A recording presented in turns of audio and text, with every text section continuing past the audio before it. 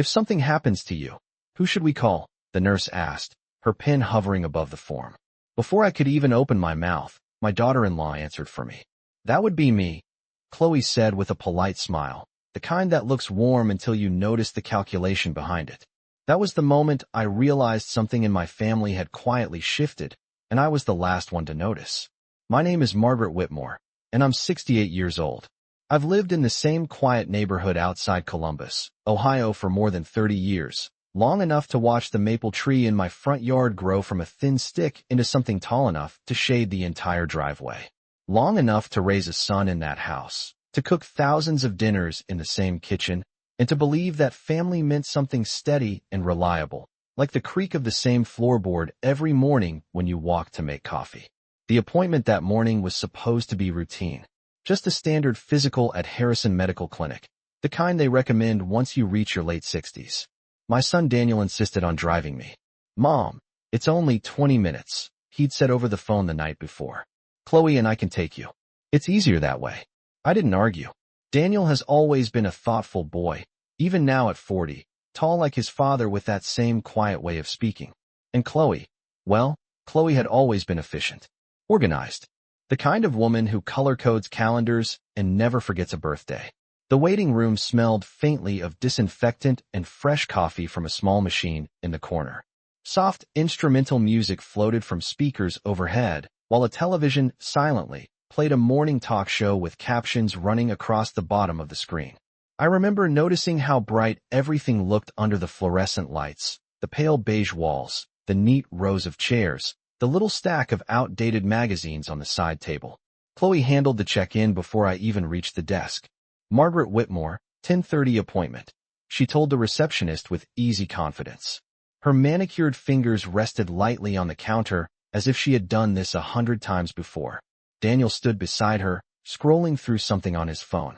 When the nurse called my name a few minutes later, Chloe stood up immediately and followed us back without hesitation. Family can come with you, the nurse said kindly, holding the door open to the hallway. The exam room was small but spotless. There was the familiar crinkle of white paper covering the exam table and the faint smell of rubbing alcohol in the air. I sat down in the chair beside the counter while the nurse clipped a blood pressure cuff around my arm. Chloe stood near the sink, watching everything with quiet attentiveness. Blood pressure looks good, the nurse said after a moment, jotting something down on her tablet. Doctor will be in shortly, but first we just need to update a few forms. She turned the tablet toward me and began asking the usual questions. Medications, allergies, emergency contact information. That's when it happened. If something happens to you, who should we call? The nurse asked. My lips parted to answer, but Chloe's voice came first. That would be me, she said smoothly. Chloe Whitmore. I handle most of Margaret's appointments. The nurse nodded and typed quickly. I didn't say anything at first. I simply looked at the screen. She had turned slightly in my direction. Under emergency contact, I saw Chloe's name appear. Not Daniel's. And certainly not mine anywhere on that line of authority. Just Chloe Whitmore. Daughter-in-law. Decision maker. I felt something small but unmistakable shift inside my chest. It wasn't anger. Not exactly. It was more like the quiet click of a puzzle piece sliding into place.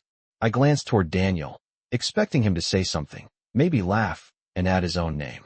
Instead, he gave a small shrug and said casually, Chloe's better with this stuff.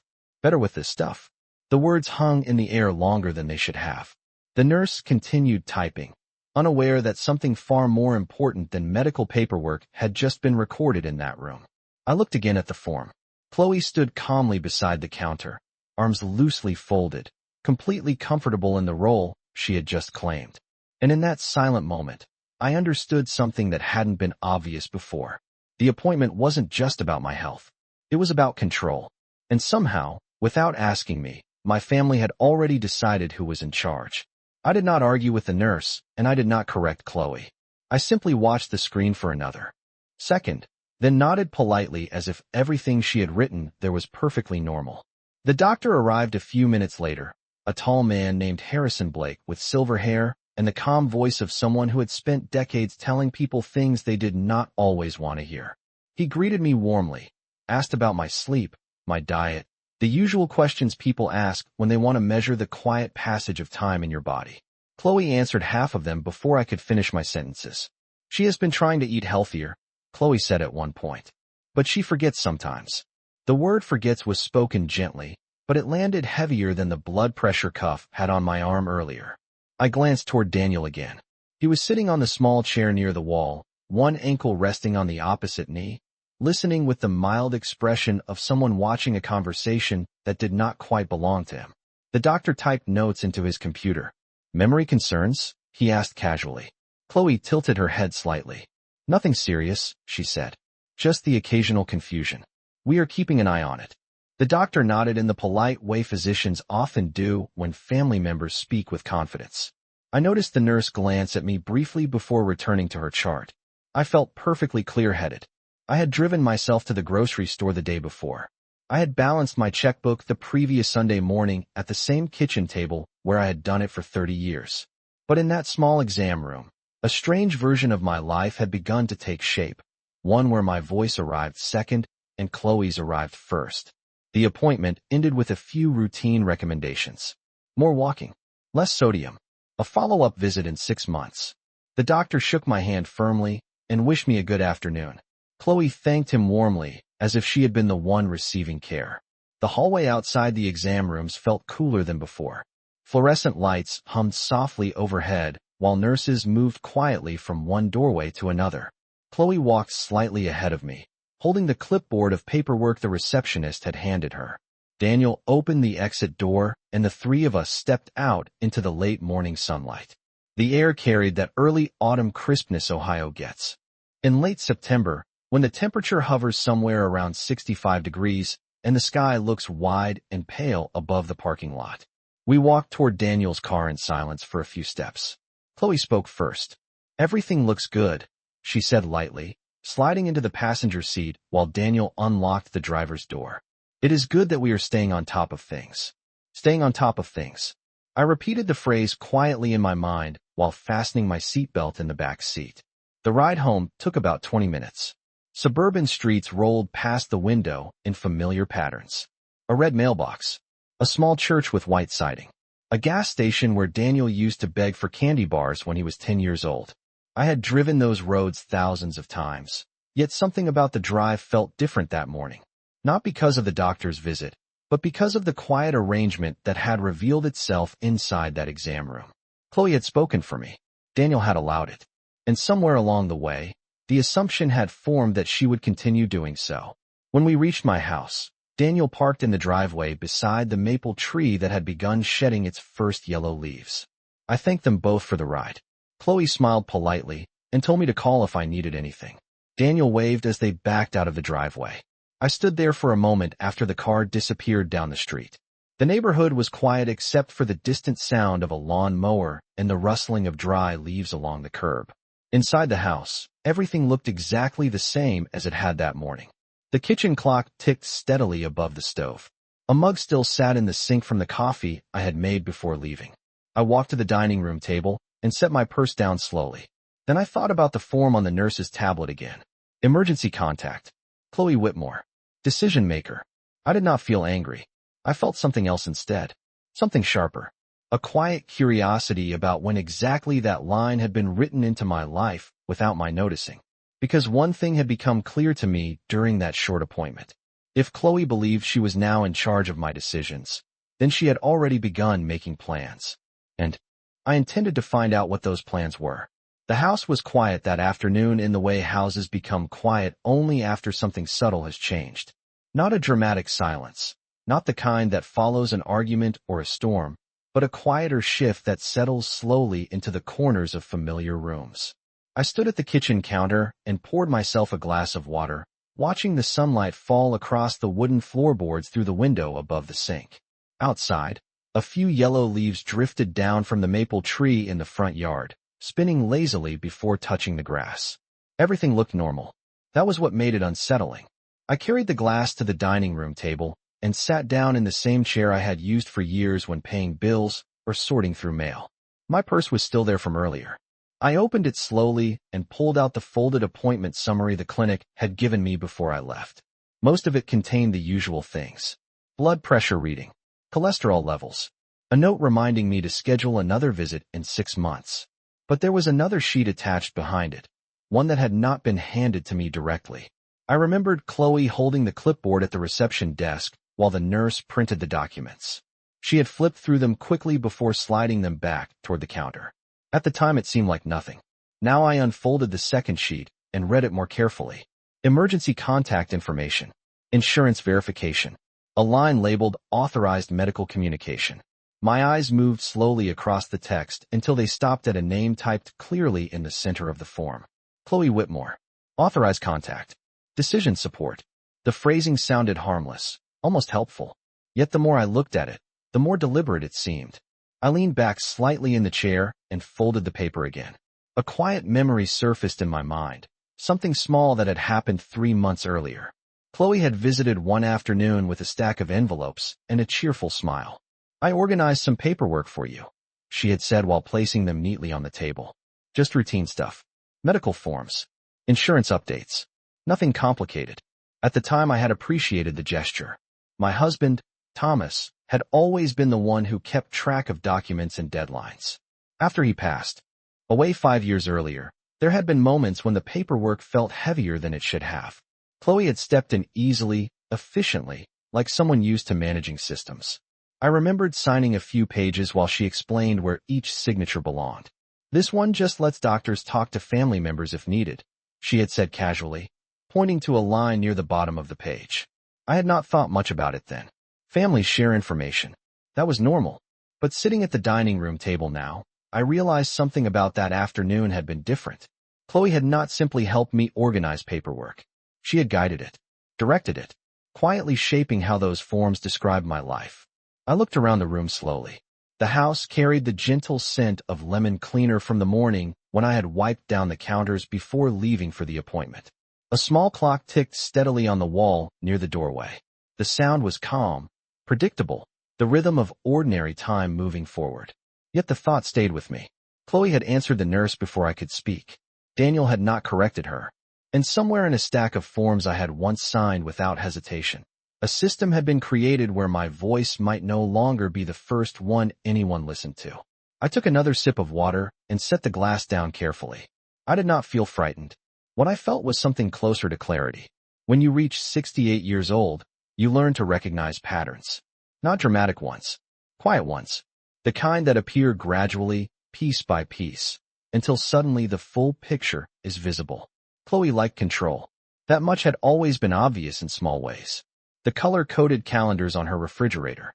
The way she organized holidays months in advance. The way she spoke confidently to waiters at restaurants, as if decisions naturally belonged to her. But control over dinner reservations was one thing. Control over medical decisions was something else entirely. I picked up the paper again and studied the wording. Authorized contact. Decision support. Those phrases did not appear overnight. They came from somewhere. Someone had suggested them. Someone had entered them into the system. And the more I thought about it, the clearer another possibility became. If Chloe believed she had authority over medical decisions, then that authority might extend further than a single appointment. It might reach into insurance files, financial records, even legal documents connected to healthcare planning. I folded the paper once more and slipped it back into my purse. Outside the window, the afternoon light had shifted slightly, stretching the shadows of the maple tree across the driveway. I watched the leaves move in the soft wind and considered the quiet arrangement that seemed to be forming around me. Chloe had taken a role that morning as if it had always belonged to her. Daniel had accepted it without hesitation. But the most interesting part of the situation was not what they believed. It was how confident they seemed that I would never question it. And that assumption, I realized, was the first real mistake anyone had made. That evening the house felt smaller than usual, not because anything had physically changed, but because my mind had begun placing familiar memories under a different light. I moved slowly through the kitchen while preparing a simple dinner, the kind I had cooked for decades without thinking. A small pan warmed on the stove, the soft hum of the refrigerator filling the quiet spaces between sounds. Outside the window, the sky had faded into the soft gray blue that arrives just before sunset in Ohio, when the neighborhood begins settling into its evening routines. As I stirred the soup in the pot, another memory surfaced. one that had seemed harmless at the time, but now returned with new clarity. It had happened about 6 weeks earlier during a Sunday lunch at Daniel and Chloe's house. Chloe had been speaking enthusiastically about long-term planning. She liked planning. That was one of the things everyone admired about her. It is important to prepare early, she had said while placing iced tea glasses on the table. Healthcare decisions, insurance, legal documents. Things can get complicated if families wait too long. Daniel had nodded while cutting a slice of bread. Chloe has been organizing everything, he said proudly. She has spreadsheets for our insurance policies. I remembered smiling politely while taking a sip of tea. At the time, the conversation had seemed like nothing more than responsible adulthood. Chloe had even turned toward me with a friendly expression. Margaret, have you updated your medical directive recently? She asked. Hospitals prefer clear documentation these days. I had told her. I believed everything was already in order. Thomas and I had handled most of those decisions years earlier with our attorney. But Chloe had tilted her head thoughtfully and said, "It never hurts to double-check." That phrase came back to me now while I stood at the kitchen counter stirring soup. It never hurts to double-check. The words sounded helpful, almost caring, yet they carried a quiet direction inside them. After dinner, I washed the dishes slowly and dried them with the same cotton towel that had hung beside the sink for years. The ordinary rhythm of those small actions helped me think more clearly. When the kitchen was clean, I walked down the hallway to the small study at the back of the house. The room still looked much the same as it had when Thomas used it. A wooden desk faced the window, and beside it stood the tall bookshelf where he kept folders filled with documents labeled carefully in his neat handwriting. I switched on the desk lamp and opened the bottom drawer where important papers were stored. Property records, insurance policies, medical directives. Everything was organized in simple manila folders. Thomas had always believed paperwork should be easy to find when life became complicated. I pulled out the folder labeled healthcare planning and opened it slowly. Inside were copies of documents we had completed years earlier with our attorney. Durable power of attorney for healthcare. Medical directive. Living will. My eyes moved across the first page until I reached the section that listed who would make decisions if I could not. The name there was not Chloe. It was Daniel. That made sense. Daniel was my son. That arrangement had always been the most natural choice. Yet the form from the clinic earlier that day had not listed Daniel as the primary contact. It had listed Chloe. That meant something had shifted between the documents in this folder and the forms now sitting inside the clinic's computer system. I leaned back in the chair and folded my hands quietly on the desk. A small breeze moved the curtain beside the window, carrying the faint scent of autumn leaves from outside. Somewhere down the street a dog barked once and then fell silent again. The neighborhood remained peaceful, almost indifferent to the quiet questions forming in my mind. Chloe had not rewritten legal documents here in this house. That would have required my knowledge. But forms submitted to medical offices worked differently. Information could be updated quickly, especially when a family member presented themselves as someone responsible for managing appointments and records. I closed the folder gently and placed it back in the drawer. The pattern was becoming clearer now. Chloe had not taken control in a dramatic way. She had done it gradually, through helpful suggestions, organized paperwork, and confident answers given in rooms where doctors and nurses expected someone to speak for the patient. And perhaps the most interesting part of the situation was not Chloe's confidence. It was Daniel's quiet acceptance of it. My son had always been kind, thoughtful, but kindness sometimes allows stronger personalities to step forward without resistance. I turned off the desk lamp and stood there for a moment in the dim room. If Chloe believed she had already positioned herself as the person who would make decisions for me, then she might also believe those decisions would eventually extend beyond medical appointments. Financial accounts, property matters, long-term living arrangements. The possibilities were larger than a single form on a clinic tablet. I walked back into the hallway and paused near the front window. The maple tree outside swayed gently in the evening breeze, its leaves rustling softly against the darkening sky. And as I stood there looking out at the quiet street, one thought settled calmly into place. Chloe had been planning something for longer than I realized. But now that I had begun to see the pattern, I intended to learn exactly how far those plans reached.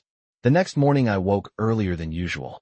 The sky outside the bedroom window was still pale and quiet, that soft gray color that arrives just before sunrise when the neighborhood has not fully begun its day. For a few moments, I lay still beneath the blankets listening to the familiar sounds of the house. The furnace clicked on gently. Pipes shifted somewhere inside the walls. The old floorboard in the hallway creaked once as the temperature changed. These were sounds I had known for decades. They reminded me that despite the questions forming in my mind, this house still belonged to the life I had built. I rose slowly and walked into the kitchen to start the coffee maker. The smell of fresh coffee filled the room as the machine began its quiet, bubbling rhythm. I poured a cup and carried it to the dining room table where the morning sunlight was beginning to reach across the wood surface. My purse still sat in the same place where I had left it the day before. Inside it was the folded appointment summary from the clinic. I did not take it out again. I already knew what it said. Instead, I sat quietly with my coffee and allowed my thoughts to move carefully through everything that had happened. Chloe had answered the nurse without hesitation. Daniel had supported her answer without question. And the clinic's records now reflected a structure that had not existed in my own legal documents. None of those facts were accidents. They formed a pattern that suggested intention. I finished my coffee and rinsed the mug in the sink. Then I returned to the small study and opened the desk drawer again. This time I pulled out another folder, one Thomas, and I had labeled financial records, bank information, retirement accounts, property documents connected to the house. Everything had been organized years ago with the help of an attorney named Robert Jenkins, a careful man who had always believed clear paperwork prevented misunderstandings later in life. I flipped slowly through the pages until I reached the document establishing the trust Thomas and I had created shortly before his passing. The trust held the title to the house and several investment accounts. According to the document, I remained the primary decision maker for all financial matters. Daniel was listed only as a future successor if something happened to me. Chloe's name did not appear anywhere in the trust. I closed the folder thoughtfully. If Chloe's plans were limited to helping with medical appointments, that might have been harmless. But if she believed her authority extended beyond those appointments, she might eventually discover something important. The structure of our family finances did not place her anywhere near control. I replaced the folder carefully and closed the drawer. The clock on the study wall showed 9:15 in the morning. Outside, the neighborhood had come fully to life. A delivery truck rolled slowly down the street. Somewhere nearby, a lawn mower started with a sharp mechanical buzz. Ordinary sounds of a normal day. Yet the calm routine made my next thought clearer than ever.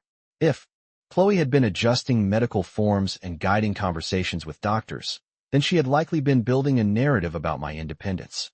Words like forgetful, words like confusion, small suggestions that could eventually support larger decisions. Decisions about who should manage finances. Decisions about where an older woman should live. Assisted living communities were common in our county. Comfortable places, often presented as helpful solutions for families who believed an aging parent needed supervision. I walked back into the kitchen and poured myself another half cup of coffee. The warmth of the mug felt steady in my hands. Chloe might believe she was quietly guiding the future of my life. Daniel might believe he was simply allowing his organized wife to manage complicated details. But both of them were working from the same assumption. They believed I had not noticed what was happening. I carried the coffee to the front window and looked out at the maple tree in the yard. A few more leaves had fallen overnight, scattering across the grass like small yellow coins. The breeze moved gently through the branches. Calm, predictable, just like the house itself. And standing there with the sunlight filling the room behind me, I made a simple decision. Before anyone else could reshape the story of my independence, I would begin asking questions of my own. Quiet questions, careful questions. Because if Chloe had been building a plan piece by piece, then the smartest thing I could do was learn exactly how that plan was supposed to unfold. I did not rush to make those questions public. People reveal more when they believe everything is proceeding according to their expectations. Instead, I spent the next few days paying closer attention to the small details that normally pass unnoticed. Monday morning, I drove to the grocery store myself, just as I always had. The air was crisp, around 60 degrees, and the parking lot smelled faintly of wet asphalt after a light overnight rain. I moved through the aisle slowly, selecting the same things I usually bought: fresh apples, a loaf of wheat bread, a carton of eggs, and the soup ingredients I preferred during early autumn. No one watching me would have suspected anything unusual, but while I placed each item into my cart, my mind kept returning to the pattern I had begun to notice. Chloe liked organization. She liked systems. And systems leave trails. When I returned home, I placed the groceries neatly in the kitchen and sat down at the dining room table with my laptop. Technology had never frightened me the way some people expected it to. Thomas had insisted we learn how to manage online banking years earlier, long before it became common. I logged into my email and began searching through the messages from the past several months. Most of them were routine. Bank notifications, insurance reminders, community newsletters from the neighborhood association. But eventually I found something that made me pause. It was a message from the medical clinic dated about 3 weeks earlier. The subject line read account update confirmation. I opened it and read slowly. The message thanked me for updating my patient information and listed the authorized contact added to my file. Chloe Whitmore. I leaned back in my chair and looked out the dining room window for a moment. 3 weeks earlier, I had not visited the clinic. I had not updated any patient information. That meant someone else had done it. I returned to the message and read the details again. The update had been submitted through the clinic's online portal. I knew Chloe had access to many household details. She often helped Daniel manage their own insurance accounts and scheduling systems. It would not have been difficult for her to gather the information required to log into my patient profile, especially if she believed she was helping organize my care. Yet the realization confirmed something important. The shift at the doctor's office had not begun that morning. It had begun weeks earlier, quietly, inside digital forms and administrative updates that no one expected me to review. I closed the laptop slowly and folded my hands on the table. If Chloe had taken the time to access my patient account and change the authorized contact information, she must have believed the change would go unnoticed. Most people do not check those systems unless something forces them to. That confidence suggested she was comfortable moving forward with her plan. I spent the rest of the afternoon doing ordinary things around the house. I trimmed a few branches near the porch, swept the walkway, and watered the small row of flowers that still bloomed beside the fence. The physical work helped keep my thoughts clear. Plans built quietly often rely on silence from the people affected by them. But silence does not always mean agreement. By evening, the sky had turned the soft orange color that settles over the neighborhood before sunset. I sat on the front porch with a light sweater around my shoulders and watched a pair of children ride bicycles down the street. The calmness of the scene made the next step feel simple rather than dramatic. If Chloe believed she was organizing my medical authority, she would likely expect future conversations with doctors to reinforce that idea. Doctors rely heavily on family observations when evaluating cognitive health. A few carefully placed comments about forgetfulness could easily influence how a physician interpreted routine behavior. That possibility meant one thing was certain. Chloe would eventually encourage another appointment, perhaps framed as concern or precaution. And when that moment arrived, she would expect me to follow the same quiet role I had played before. I looked across the yard as the last light of the day filtered through the maple branches. Leaves rustled softly in the evening breeze, scattering across the lawn in small drifting patterns. Chloe might believe she had already arranged the pieces of the story she wanted others to see. But the more I understood the structure of that story, the easier it became to recognize where it could be interrupted. Because plans built on assumptions tend to fail the moment someone begins examining them closely. And for the first time since that appointment, I realized something with complete certainty.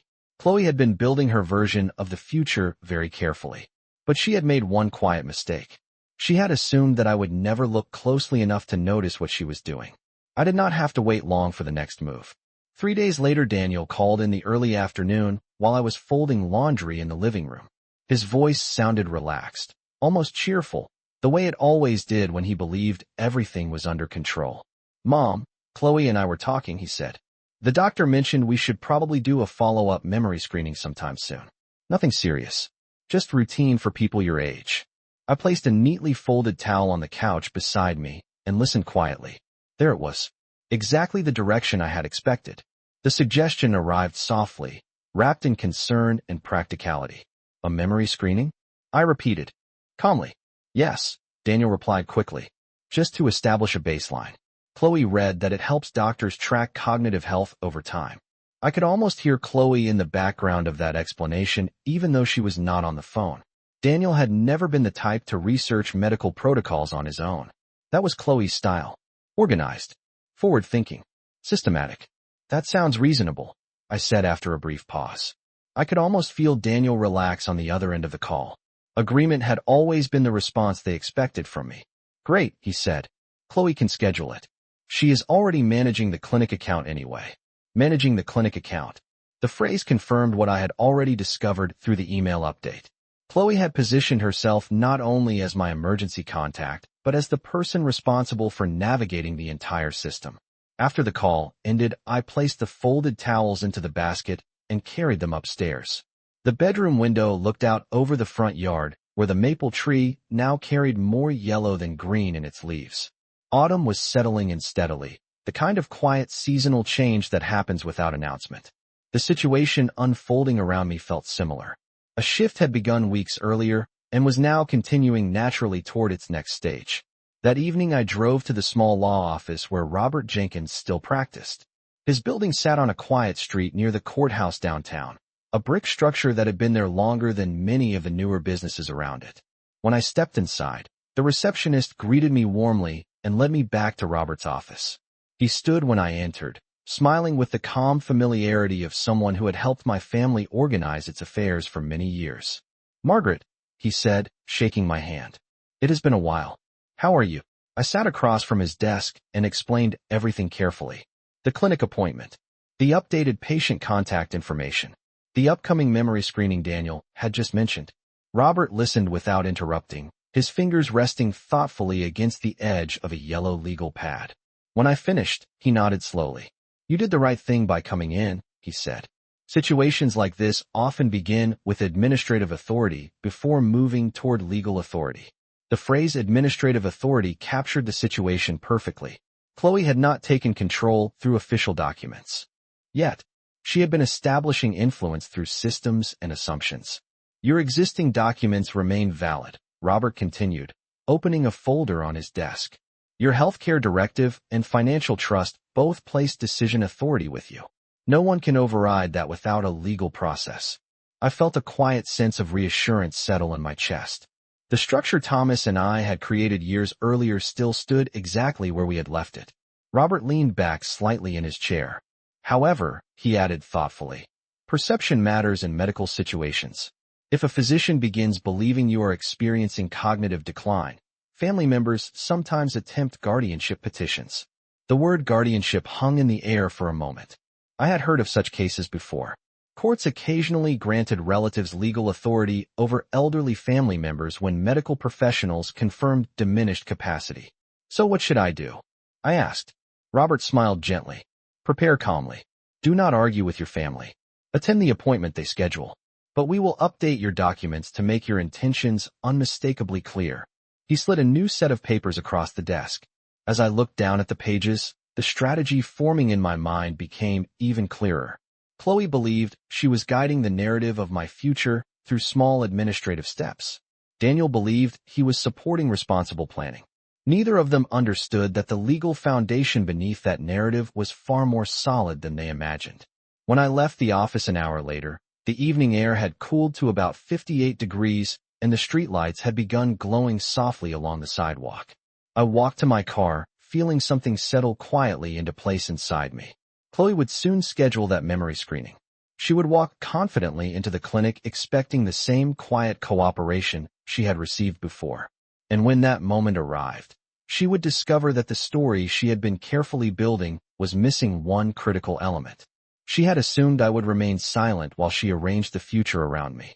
But silence, I realized as I drove home through the calm Ohio streets, can sometimes be the first step in preparing the strongest response of all. 2 days later, Chloe called exactly as I expected she would. Her voice carried the same warm efficiency she used whenever she believed she was handling something important for the family. "Margaret," she said, "I scheduled the cognitive screening for next Tuesday morning. Dr. Blake recommended it, and it will only take about 45 minutes. I stood in the kitchen while she spoke, the late afternoon sun stretching long golden lines across the counter. "That sounds fine," I replied calmly. "What time should I be ready?" There was a brief pause on the line, almost as if she had expected resistance. "Daniel and I will pick you up around 9, she said. "It is easier if we handle the paperwork when we get there." "Easier if we handle the paperwork." The phrase fit perfectly with the pattern I had been watching unfold. I appreciate the help, I said politely. When the call ended, I placed the phone back on the counter and looked out the window at the maple tree again. The leaves had begun falling faster now, scattering across the yard in loose golden clusters. Autumn was moving forward whether anyone paid attention or not.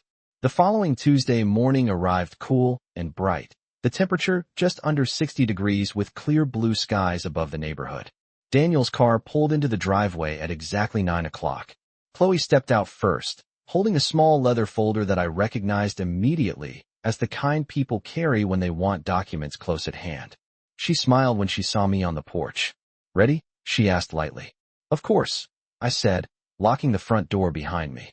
The drive to the clinic was quiet but comfortable. Daniel spoke about work for most of the ride, describing a new project his company had started.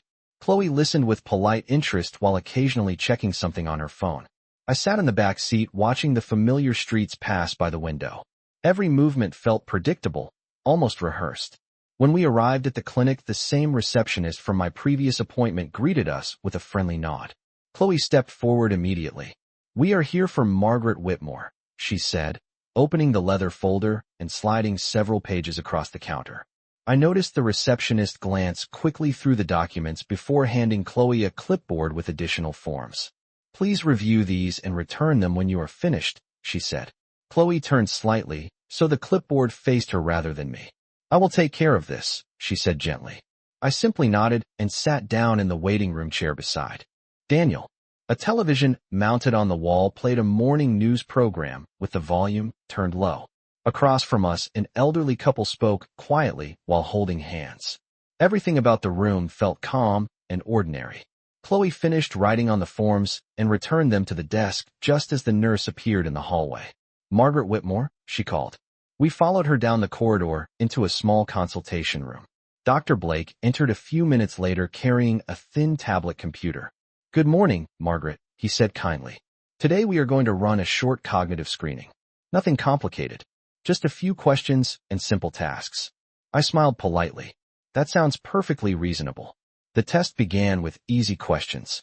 The date, the season, the name of the current president. I answered each one clearly. Dr. Blake nodded while recording the responses. Next he asked me to remember a short list of 3 words. Apple, river, candle. A few minutes later he asked me to repeat them back. I did so without hesitation. Chloe sat quietly beside Daniel while watching the process unfold. Her expression remained calm, though I noticed the slight tension in her shoulders when each answer came easily. The final portion of the screening involved drawing a simple clock on a blank sheet of paper and setting the hands to a specific time. I completed it carefully and slid the paper back across the desk. Dr. Blake studied it for a moment and then smiled warmly. "Everything looks excellent," he said. "Your cognitive performance is well within the healthy range for your age." The words settled into the room like quiet sunlight. Daniel exhaled softly beside me. Chloe remained still, her polite smile holding steady but thinner than before. Dr. Blake closed the tablet and looked at all 3 of us. "Margaret appears to be doing very well," he continued. "I see no signs of cognitive decline." I thanked him calmly. The appointment ended a few minutes later, and we walked back through the hallway toward the reception desk. Chloe remained composed, but something about the careful confidence she had carried into the building that morning had faded slightly. And as we stepped outside into the cool autumn air again, I understood that the quiet plan she had been building had just encountered its first unexpected obstacle. The ride home from the clinic felt different from the ride there, not because anyone said something dramatic, but because silence sometimes reveals more than conversation ever could. Daniel drove carefully through the quiet suburban streets while Chloe sat beside him looking out the window, her leather folder resting unopened in her lap. The confidence she had carried earlier that morning had faded into something quieter, something more cautious. I sat in the back seat watching the familiar houses pass by, their front lawns scattered with yellow leaves from the same autumn wind moving through my own yard. When we reached my driveway, Daniel pulled the car to a gentle stop beneath the maple tree. "Well," he said with a small relieved smile, "that is good news." I nodded calmly. It is always nice when routine tests confirm what we already know. Chloe turned slightly in her seat. Her expression was polite but measured. Dr. Blake said we should continue monitoring things annually, she added, just to stay proactive. Of course, I replied. Staying informed is always wise. I stepped out of the car and thanked them for bringing me. The air had warmed slightly during the afternoon, rising to about 65 degrees, and a light breeze carried the soft rustling sound of leaves across the driveway. Daniel waved as they backed out of the drive, and within a few seconds their car disappeared down the quiet street. I stood there for a moment looking up at the branches of the maple tree. Sunlight filtered through the thinning leaves, casting shifting shadows across the grass. Everything about the scene looked peaceful, steady, unchanged. Yet inside the larger story unfolding around me, something important had shifted that day. Chloe had expected a different outcome. Not a dramatic failure, perhaps, but at least a small confirmation that her quiet narrative about my forgetfulness might continue growing inside medical records. Instead, the doctor had spoken clearly. Healthy cognitive performance. No signs of decline. I walked inside the house and set my purse on the dining room table. The same table where Thomas and I had sorted papers for decades now held the documents Robert Jenkins had prepared during my visit the previous week. Updated directives. Clarified instructions. Reinforced legal authority that left no room for confusion. I opened the folder and glanced once more at the first page. Every decision regarding my health care remained exactly where it belonged. With me. Daniel was still listed as the future successor should something happen, just as Thomas and I had arranged years earlier. Chloe's name appeared nowhere in the legal structure. Not because she was unwelcome in the family, but because authority must follow clear lines rather than quiet assumptions. I closed the folder and placed it back inside the desk drawer. That evening Daniel called again. His tone sounded relaxed, almost cheerful now that the appointment had confirmed everything was fine. "Mom," he said, "I am glad we did that screening. It is reassuring." "It certainly is," I agreed. There was a brief pause before he continued. "Chloe thought it would be responsible to stay ahead of things." I smiled softly, even though he could not see it. "Planning ahead can be helpful," I said. "But sometimes the best plan is simply trusting the person whose life you are discussing." Daniel was quiet for a moment after that. Not uncomfortable, just thoughtful. We spoke a few minutes longer about ordinary things before ending the call. Later that night, I stepped onto the front porch once more. The sky above the neighborhood had turned deep blue, and the streetlights cast warm circles of light across the pavement. A gentle breeze moved through the maple branches, sending another handful of leaves drifting slowly toward the lawn. Chloe had been building her version of the future carefully, piece by piece, believing that quiet systems and confident answers would eventually place her in control of decisions that were never hers to make. But plans built on assumptions rarely survive clear facts. The doctor had seen the truth. The legal documents still held their strength. And most importantly, I had chosen to pay attention before someone else's narrative replaced my own voice. Standing there in the calm evening air, I realized something that felt both simple and powerful. Family dynamics can shift overnight, but dignity returns just as quickly when a person decides to stand quietly in the authority that has always belonged to them.